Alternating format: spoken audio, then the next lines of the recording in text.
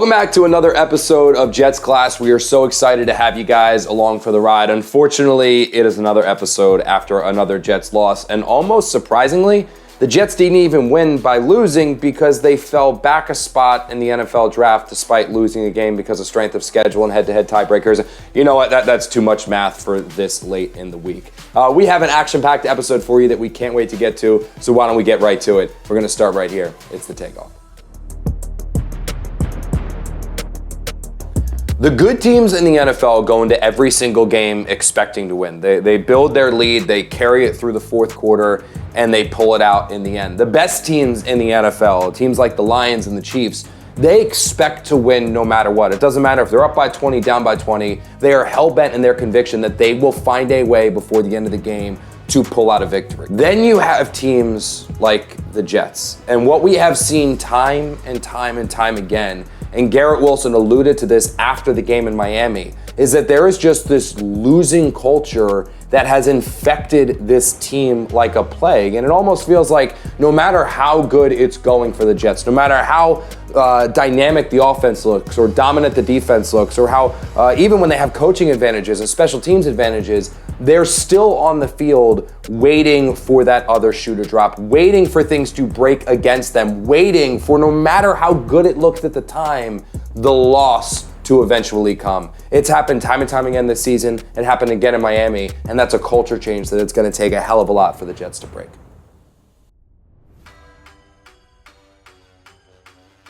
Welcome to Inside Connor's Cubicle with the Jets Beat. I'm Connor. He's Zach Rosenblatt of The Athletic. And Zach, we're going to do a little bit of a year in review / preview for the upcoming offseason here.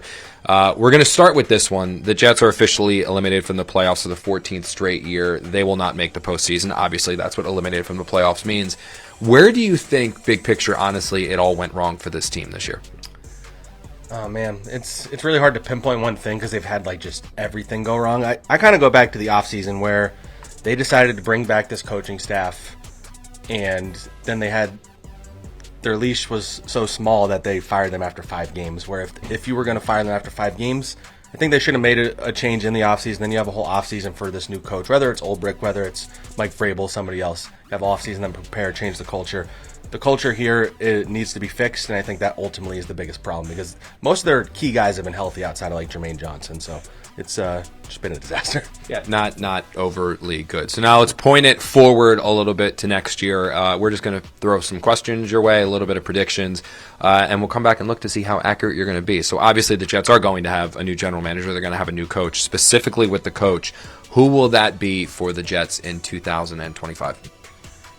Man, okay, so I have been saying Aaron Glenn. I guess I'll stick with that right now. I don't have a lot of confidence because I think the Saints are someone to watch with him, but he has the Jets background. He's someone who I think would take the job. So my early prediction is Aaron Glenn, though I think I'm leaning towards somebody else. But Aaron Rodgers continues to say that he believes he wants to play next year, and his first choice is the Jets. I think everybody within the Jets that wants to talk has made it clear that they prefer a new start, so it would be highly unlikely if Rodgers returns next year. So who will be the Jets quarterback in 2025? In week 1, I think it's going to be Tyrod Taylor still. They have him under contract. He's fine as a bridge. But I think they draft somebody in the first round, and I think that's the guy they develop. I mean, I know I'm stepping on the next question, but... And that is the next question. Is that the Jets obviously are going to be picking. Connected, so. Yeah, well, the Jets are going to be picking off or picking pretty high in the NFL draft. Right now, they're slated to be 7th. I mean, maybe they can beat the Jaguars, but the rest of their schedule looks pretty daunting. There's a very, very real chance they're picking top 5. There is the possibility they're picking top 2 or top 3. So, what do you see them doing there with their first overall pick? I mean, if they're picking top 3, top 5, I think they go quarterback. I don't have a good read on who that will be. But if they're outside of the top 5, I would not rule out an edge rusher or defensive tackle. Like, that's where my head's at. There we go. Build up that defensive line. It's worked in the past, right? And fans will be so happy about that, I'm sure. This is Inside Connor's Cubicle with the Jets Beat. That's Zach. I'm Connor. Stick with the show. We got more coming. It's time now for 4 Downs, and it is presented by Monmouth University. Explore further at monmouth.edu/amplified. We've got 4 quick topics on the Jets, my thoughts on those topics, and it starts right now with First Down. We talked about it in the moment, but I don't think we made as much of it as we should have. We certainly haven't made as much of it as we should have these last couple of weeks as the Jets season has kind of spiraled out of control.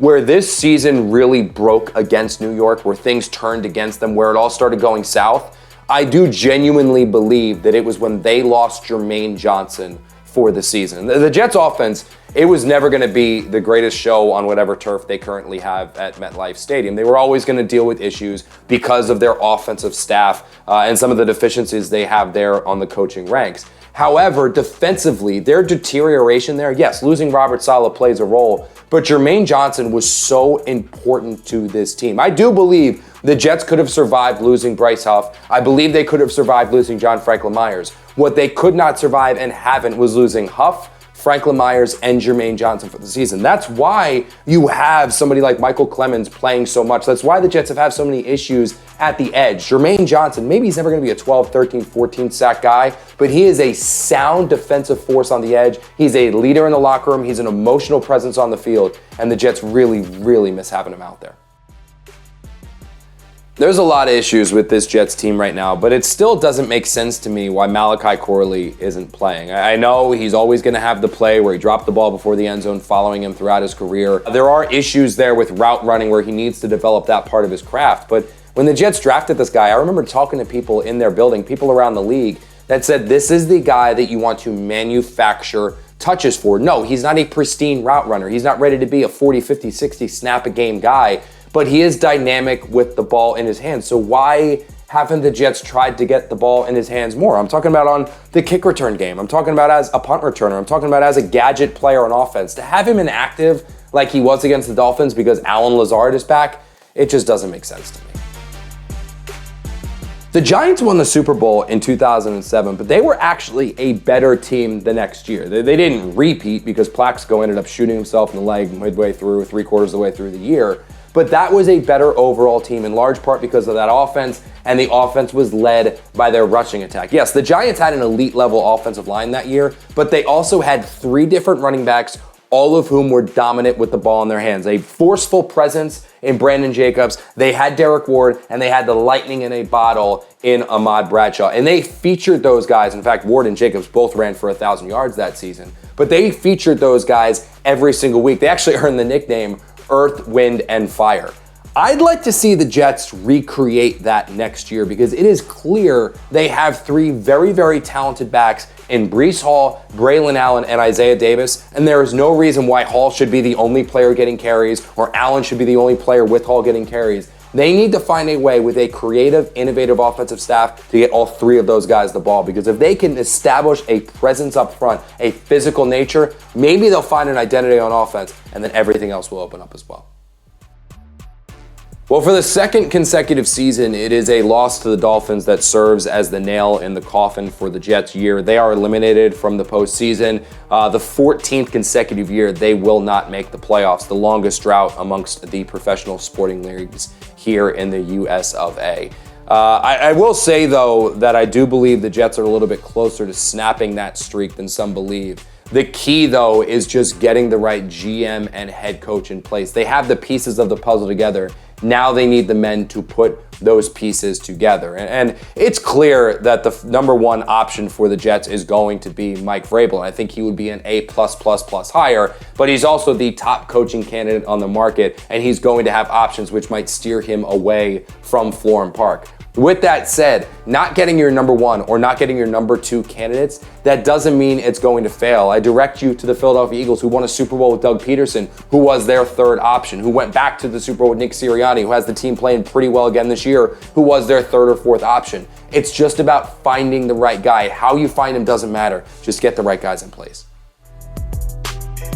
Thank you guys for joining another episode of Jets Class. It's always a blast having you guys along for the ride. Who knows? Maybe eventually we'll start doing these shows and these episodes after a few Jets victories. If you want to catch any previous episode of the show, you can and please do across SNY's digital platforms. That is Facebook, that is X, that is SNY.TV, and that is YouTube. If you're going to watch us on YouTube, make sure you subscribe to SNY's YouTube channel because you can get a ton of other Jets, Mets, Knicks, Yankees, all of that content coming your way right there. If you want more of me and the Jets pregame live crew, you can find us before the Jets take on the Jaguars in Jacksonville. That's coming your way on SNY on Sunday at 12 o'clock as Jets pregame live. We'll see you there.